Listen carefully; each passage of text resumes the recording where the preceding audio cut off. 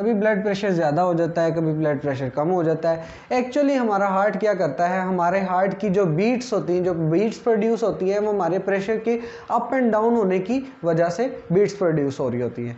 अब जब ब्लड के अंदर, जिस तरह आप अगर एक वाटर पंप को देखें, जब वाटर पंप को पीछे से सप्लाई दी जाती है और उस सप्लाई जब वाटर पंप के अंदर पहुंच जाती है, उस पहुंचने के बाद अब पंप का एक अपना वर्क होता है, मैकेनिकल वर्क, कि वो उस वाटर को डिफरेंट पार्ट्स तक या डिफरेंट हाइट्स तक वो पहुंचाए।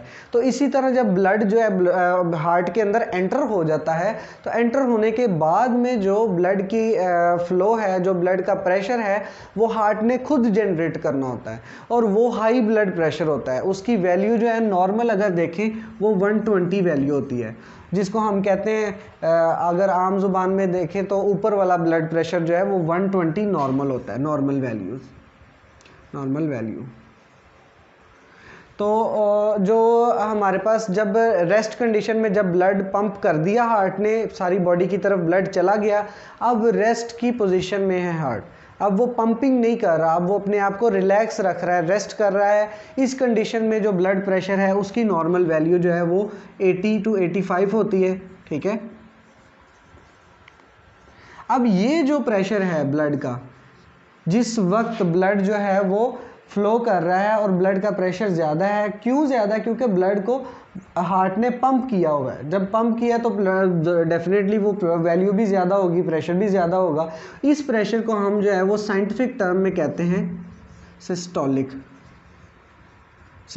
प्रेशर, ठीक है। और ये जो 80 वाली वैल्यू है इसको हम कहते हैं डायस्टोलिक,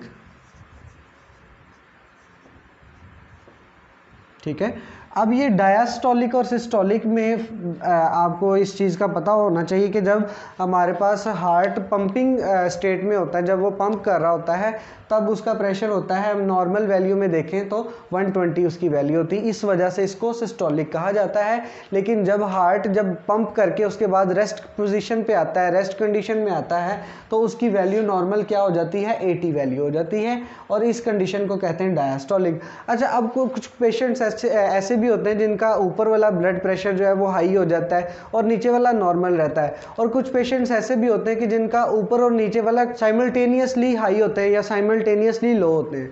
उनमें डिफरेंट फैक्टर्स होते हैं, उनकी खुराक का फैक्टर होता है, उनकी ऑक्सीजन लेवल का फैक्टर होता है, डिफरेंट फैक्टर आ सकते हैं।